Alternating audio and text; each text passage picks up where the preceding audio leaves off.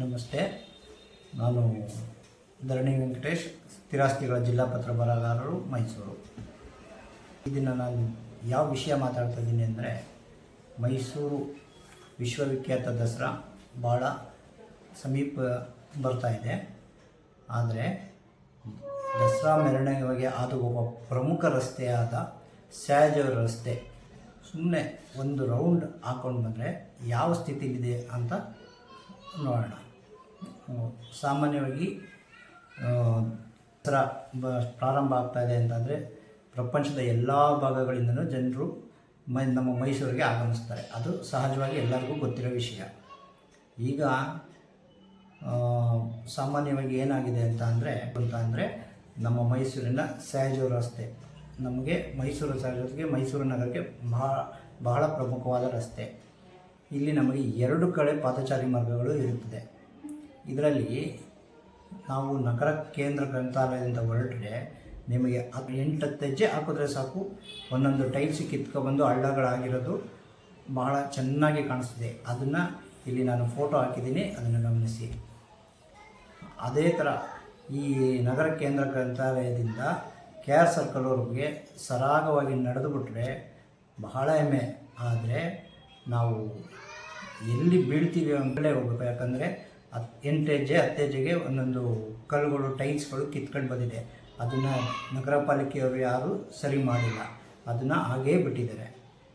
ಮತ್ತು ಒಬ್ಬರು ಏನಾದರೂ ಈಗ ಜನಜಂಗುಳಿ ದಿನ ಜಾಸ್ತಿ ಆದಮೇಲೆ ಒಬ್ಬರೇನಾದರೂ ಎಡವಿ ಅಲ್ಲೇನಾದರೂ ಬಿದ್ದರೆ ಅದರಿಂದ ಎಷ್ಟು ಜನ ಬೀಳ್ತಾರೋ ಗೊತ್ತಿಲ್ಲ. ಅದು ಒಂದು ಅಪಾಯಕಾರಿ. ದಯವಿಟ್ಟು ಮಹಾನಗರ ಪಾಲಿಕೆ ಆಯುಕ್ತರು ಮತ್ತು ಸಂಬಂಧಪಟ್ಟ AC ಮತ್ತು DO, ಸಂಬಂಧಪಟ್ಟ ಇಂಜಿನಿಯರು ಇದನ್ನು ತಮ್ಮ ದಿವಸ ನಗರ ಕೇಂದ್ರ ಗ್ರಂಥಾಲಯದಿಂದ ಆ ಪಾದಚಾರಿ ಮಾರ್ಗದಿಂದ ಒಂದು ವಾಕ್ ಮಾಡಿ, ಆಗ ನಿಮ್ಮ ಗಮನಕ್ಕೆ ಅದು ಬರುತ್ತದೆ.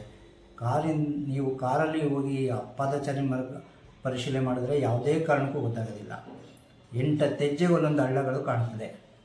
ಅಲ್ಲಿ ನೀವು ಹೋಗಬೇಕಾದ್ರೆ ಕೇಂದ್ರ ಗ್ರಂಥಾಲಯದಿಂದ KR ಸರ್ಕಲ್ವರೆಗೂ ಬಲಭಾಗದಲ್ಲಿ ನೋಡಿದ್ರೆ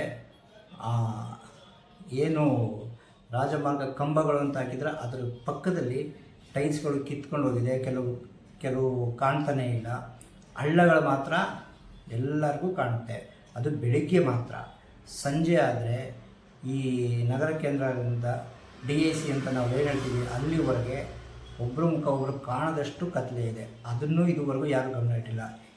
ಈ ಕಾರಣದಿಂದ ಸಂಜೆ ಹೊತ್ತು ಸಾಮಾನ್ಯವಾಗಿ ಜನರು ಸ್ಯಾಜೂರು ರಸ್ತೆ ಮಧ್ಯಭಾಗಕ್ಕೆ ಹೋಗ್ತಾ ಇದ್ದಾರೆ. ಯಾಕಂದರೆ ಇಲ್ಲಿ ಕತ್ತಲೆ ಮತ್ತು ಆ ರಸ್ತೆಯಲ್ಲಿ ನಡೆಯಲಾರದಷ್ಟು ಅನುಭವಗಳು ಆಗ್ತಾಯಿದೆ. ಮತ್ತು ಇಲ್ಲಿ ಸ್ಯಾಜೂರು ರಸ್ತೆಗೆ ಬಂದರೆ ಒಂದು ಕಡೆ ಕಾರ್ ಪಾರ್ಕಿಂಗು, ಮತ್ತೊಂದು ಕಡೆ ವಾಹನಗಳು ಬರ್ತಾ ಇರ್ತದೆ. ಮಧ್ಯದಲ್ಲಿ ನಾವು ಜನರುಗಳು ಓಡಾಡಬೇಕು. ಈ ಕಾರಣದಿಂದ ತುಂಬ ತೊಂದರೆ ಆಗ್ತಿದೆ. ಆದ್ದರಿಂದ ದಯವಿಟ್ಟು ಲೈಬ್ರರಿ ಮುಂದೆ ಏನು ಫುಟ್ಪಾತ್ ಶುರು ಆಗುತ್ತೆ ಅಲ್ಲಿಂದ KR ಸರ್ಕಲಿಂದ ಬಳಸಿ ಗುರು ಸ್ವೀಟಿಂದ ಬಂದು KR ಹಾಸ್ಪಿಟ್ಲು ರಸ್ತೆವರೆಗೆ ನೀವು ಒಂದು ದಿನ ಓಡಾಡಿದ್ರೆ ನಿಮ್ಗೆ ಅಲ್ಲಿ ಎಷ್ಟು ಹಳ್ಳಗಳು, ನಿಮ್ಮ ಹಾಕಿರೋ ಟೈಲ್ಸ್ಗಳು ಯಾವ ಥರ ಮ್ಯೂಸಿಕ್ ಥರ ಡ್ಯಾನ್ಸ್ ಮಾಡುತ್ತೆ ಅನ್ನೋದು ನಿಮಗೆ ಗೊತ್ತಾಗುತ್ತೆ. ಸಾಮಾನ್ಯವಾಗಿ ಹಿಂದೆ ಇದ್ದ ಚಪ್ಪಡಿ ಕಲ್ಲುಗಳು ಒಂದು ಕಲ್ಲು ಕೂಡ ಅಳ್ಳಾಡ್ತಾ ಇರಲಿಲ್ಲ. ನಾನು ಚಿಕ್ಕ ಹುಡುಗನಿದ್ದಾಗಿದ್ದಾಗೂ ಆ ಕಲ್ಲುಗಳನ್ನ ನೋಡ್ಕೊಂಡು ಹೋಗ್ತಾಯಿದ್ದೋ, ಯಾವುದೇ ಅಪಾಯಕ್ಕೂ ಆಹ್ವಾನ ಮಾಡ್ತಿರಲಿಲ್ಲ.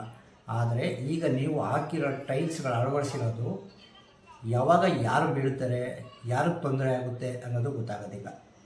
ದಯವಿಟ್ಟು ಇಲ್ಲಿ ಒಂದು ದಿವಸ ನಿಮ್ಮ ಕಾರುಗಳನ್ನು ಪಕ್ಕಕ್ಕೆ ನಿಲ್ಲಿಸಿ ರಸ್ತೆಯಲ್ಲಿ ವಾಕಿಂಗ್ ಮಾಡಿದ್ರೆ ಭಾಳ ಚೆನ್ನಾಗಿರ್ತದೆ. ಆದ್ದರಿಂದ ದಯವಿಟ್ಟು ಮಹಾನಗರ ಪಾಲಿಕೆ ಆಯುಕ್ತರಲ್ಲಿ ಒಂದು ಮನವಿ ಮಾಡ್ತಾಯಿದ್ದೀನಿ. ಸಂಬಂಧಪಟ್ಟ ವಲಯ ಕಚೇರಿ 6ಕ್ಕೆ ಸಂಬಂಧಪಡುವ ಆಯುಕ್ತರು, DO ಮತ್ತು ಇಂಜಿನಿಯರ್ಗಳು ಅವ್ರನ್ನ ಕರ್ಕೊಂಡು ಒಂದು ಸಲ ವಾಕಿಂಗ್ ಮಾಡಿದ್ರೆ ನೀವು ಅಲ್ಲಿ ಬಿದ್ದಿರೋ ಹಳ್ಳಗಳೆಲ್ಲ ನಿಮಗೆ ಕಾಣಿಸುತ್ತೆ. ಮತ್ತು ನೀವು ಸರಾಗವಾಗಿ ನಡೆದುಬಿಟ್ರೆ ನಿಮಗೆ ಅಷ್ಟೇ ಸಂತೋಷ ಆಗುತ್ತೆ. ನೀವು ಯಾವುದೇ ಕಾರಣಕ್ಕೂ ಸರಾಗವಾಗಿ ನಡೆಯೋದಕ್ಕಾಗೋದಿಲ್ಲ.